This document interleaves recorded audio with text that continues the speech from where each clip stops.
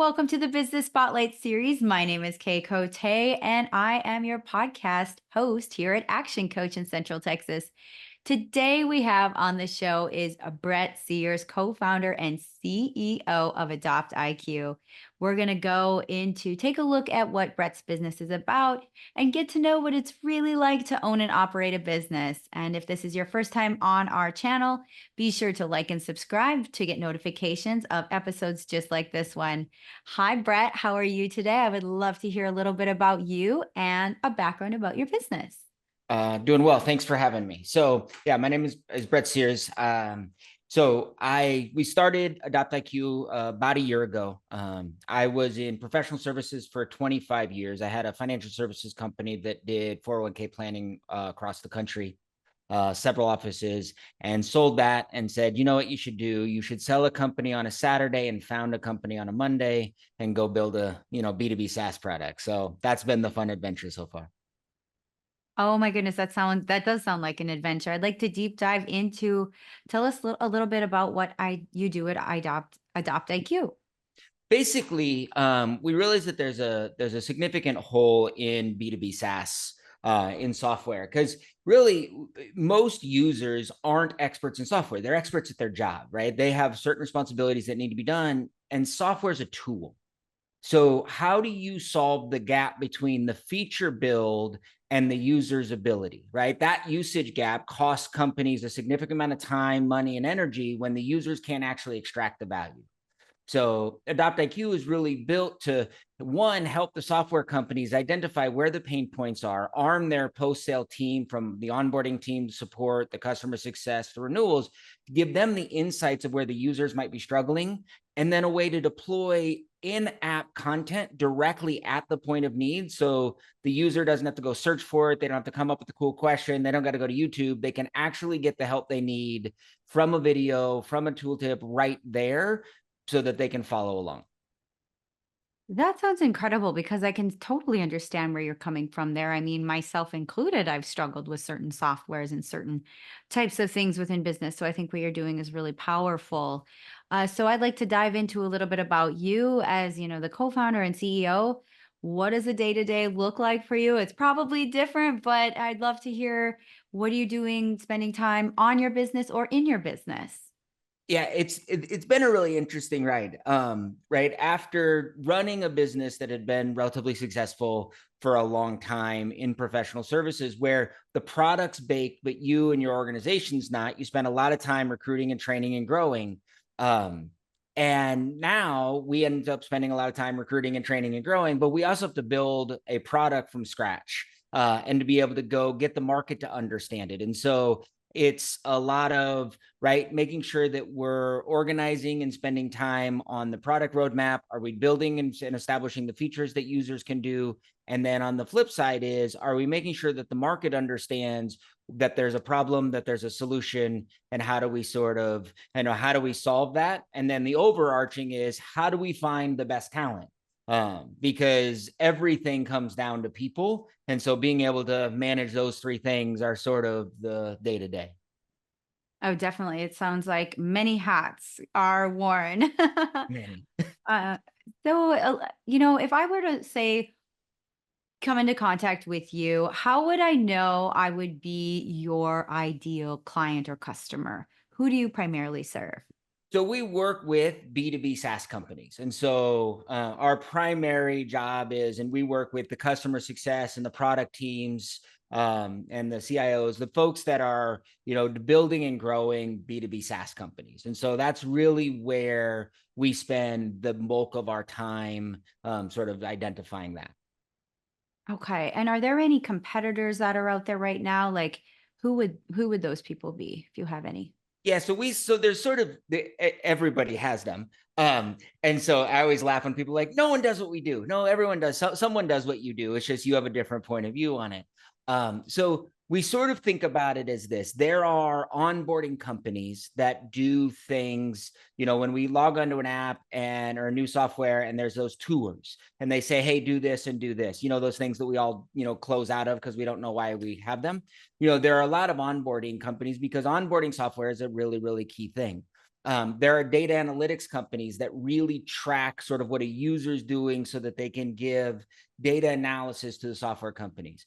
What we've decided to do is said, really what we need is this pervasive lane of data, but then we need to be able to give a point of view to the team that's there, and then the ability to deploy not just onboarding, but full comprehensive support through the user. So the way we do it, there's no one solving the problem the way we do, but there's lots of people trying to solve this problem. Oh, that's very fair. I really like that answer.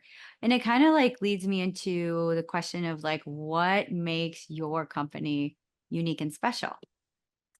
So this is where it gets really fun. So two primary, right? There's always, if folks are building companies or thinking about this, there's always like, what is that 10x feature, right? Is it real? Is it worth it?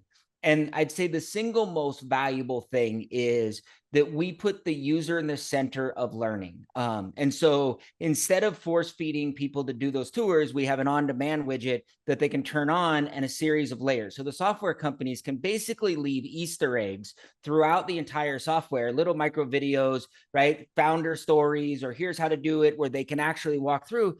But the user can turn that layer on or off. So if they want a quiet screen, nothing interrupts them. But if they need a little bit extra help on one, they turn that on, and 10, 20, 50 pieces of support throughout the software just in that layer. But it Hmm. could also be job description. So now just the sales team has very particular help, or just the marketing team. And so it gives the software company a way to talk directly to the cohorts of users, and then let the users control their journey rather than being forced to absorb something that they just don't care about. Oh, I like that because it makes it really customizable to each user. Yeah. Yeah, that's So really we incredible. we think of it as GPS for software, right? If I'm Uh-huh. driving from Austin to Dallas, I don't actually need to know how to drive it. I just need to be able to put the address in and then follow the instructions. And if I know how to get to I-35, or I know how to do it, I don't need to pay attention then. But all of a sudden, as I get into Dallas, that's where I pay attention. I get to Mhm. control my attention focus, so that's where that change comes. Very cool. So I love this, what you're doing. And how are you marketing it? I like to get the idea of what businesses are doing to market their like products or services. So how are you finding success in your marketing right now? So 2024 is an interesting one.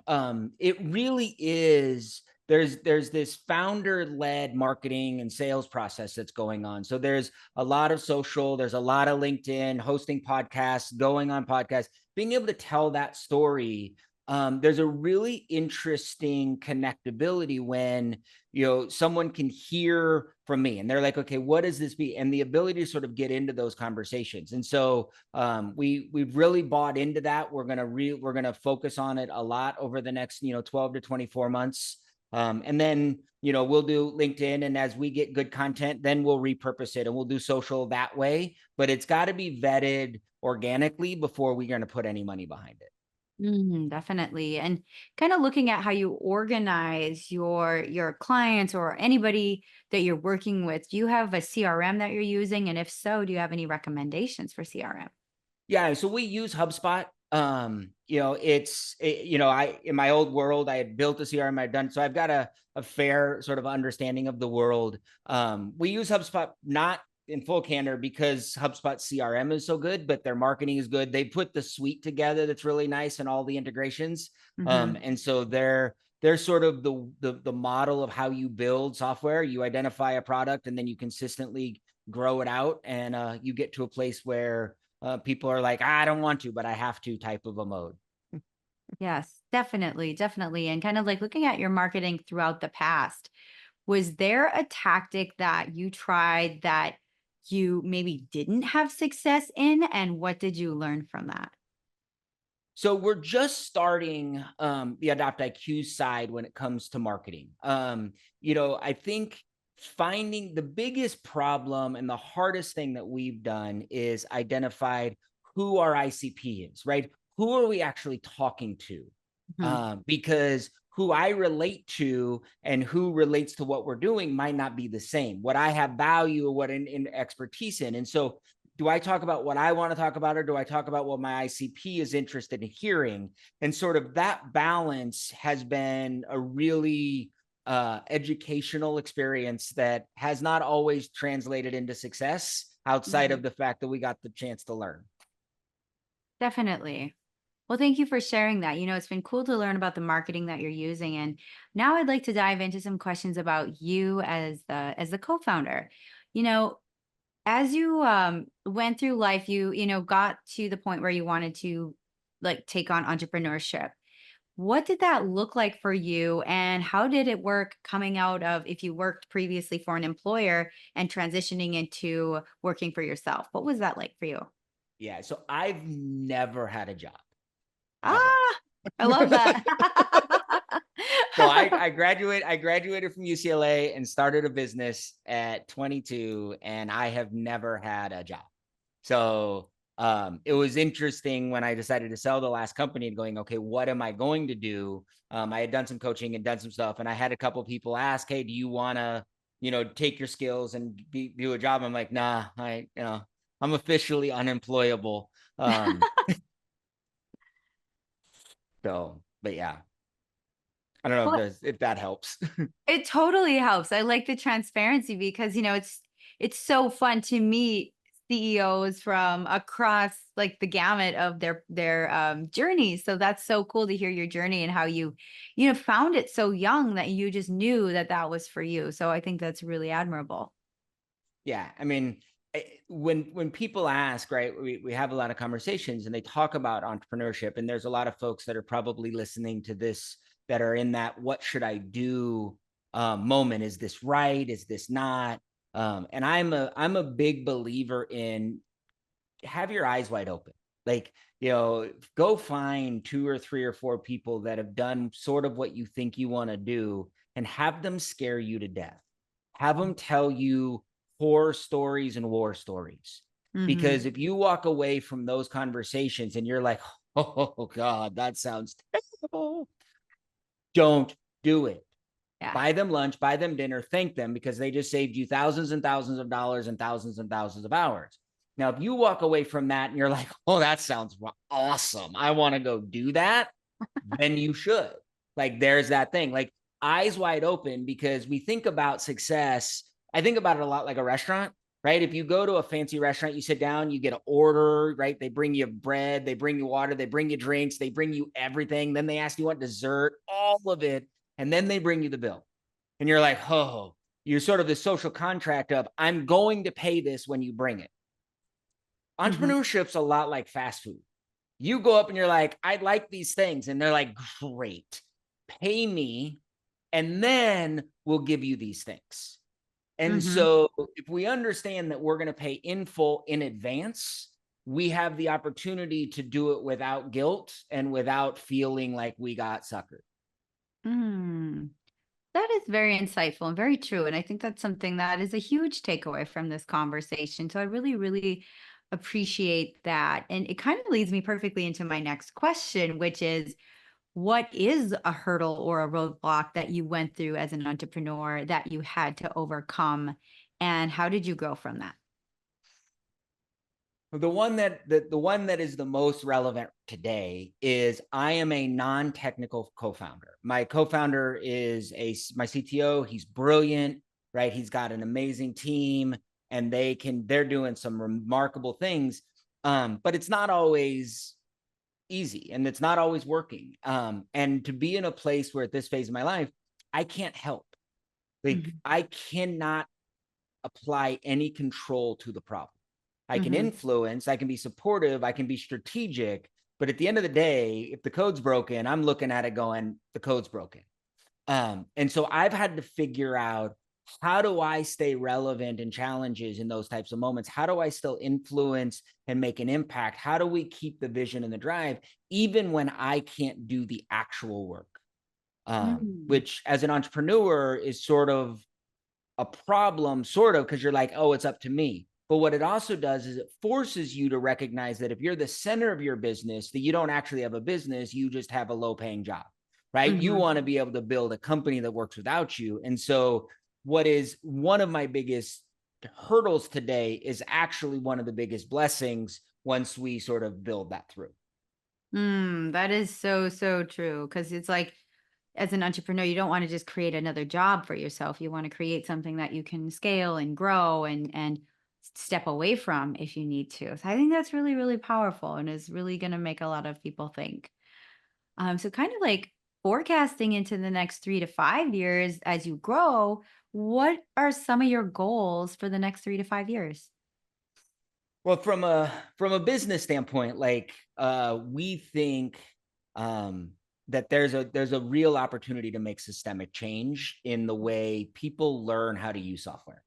And you're Mm. like, why is that thing? Because I know I spent, again, 25 years with Main Street families, with folks that didn't believe in technology as the answer, as a tool. And I know those pain points. And I know that the jobs that they got to get done and the promotions they're trying to get and the reports they've got to run and the level of stress um, that software they don't understand puts on their life. And if we can alleviate that and help them more effective and really breed it across the platforms, I think we can make a real difference. Technology's not going away. There's a lot of folks that AI is coming up and they're nervous about, how does this play? And my strongest recommendation is understand it's not going away. So learn how to take advantage of it, learn how to wield it, do the study and the practice, get your head out of the sand if it happens to be in it.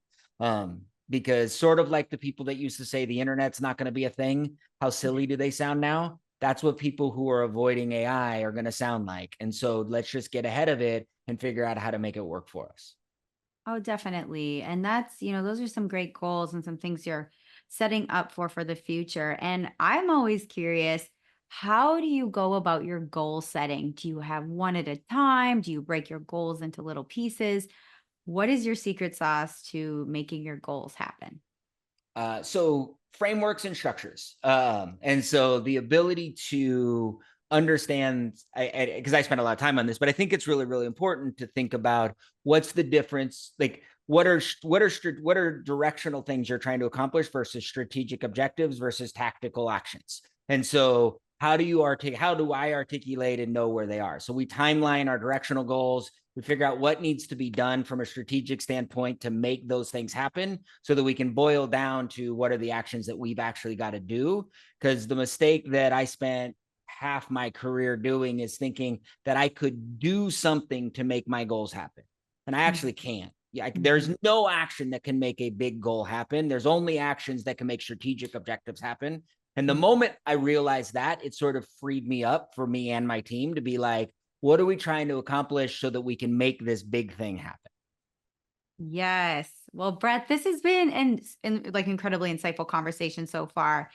And I highly encourage whoever's watching or listening to this to take a listen to this a couple times through because my goodness, there's been so many golden nuggets here. And now I'd like to dive into a little rapid fire questions. This is a fun part of the conversation where we ask 4 rapid fire questions to you for a top of mind answer. So, Brett, are you ready for some rapid fire? Eek. Yeah. It's fun, I promise. So the first question is, what is a key to success for you? Understanding that happiness has to be an objective because it's not an outcome that accidentally happens. Mhm. And what is one piece of advice you have for other business owners? It will take twice as much time and twice as much money as you think it will. That's a good one. What is one book or any piece of content, could be a podcast, anything that you have taken in most recently? I'm spending a lot of time in the CS and the customer success world, and so there are a lot of them that are. But the one that's making them like the biggest consistent is My First Million as a podcast. Is really the guys are Ooh. great. It's the founders of Hampton and really like have gone through success and are now delivering feedback on how they did it. It's really good. I'm gonna have to check that one out for sure. And our final question is, if there was one thing you could immediately improve on your business tomorrow, what would it be? Oh, geez, that one's hard. Our ability as a team to hit our timelines. That is a great answer. Well, thank you for doing this fun rapid fire questions. So I'd love to connect people. How can they find you? Feel free to drop your contact info, social media handles, or anything you want to share. So I'm on LinkedIn a lot. I'm supposed to be on Twitter. I'm not. I will one day. But a lot on LinkedIn. So I post and comment. We host podcasts. We're doing a lot of LinkedIn learnings and stuff like that. That's probably the best place. Very fun. Well, thank you again, Brett, for this amazing conversation. We have one final question for you. What is most inspiring to you today? Um, what is most inspiring today? The fact that it's funny. So this will be a weird one, but the sun comes up. This week we had a couple unique challenges that were in the moment were like felt overwhelming. And one of them went out okay, and one of them actually went pretty bad. And the next day the sun got up. And it was like, all right, well, let's go. And it's as corny as that is, sometimes it's easy to forget that it's just gonna happen. And so you get up, you go handle it, and you figure out what's next. Mhm. That is I think, golden nugget of the day. So this has been, again, a great conversation. Brett, thank you so much for your time, for being on the show today. Thank you so much.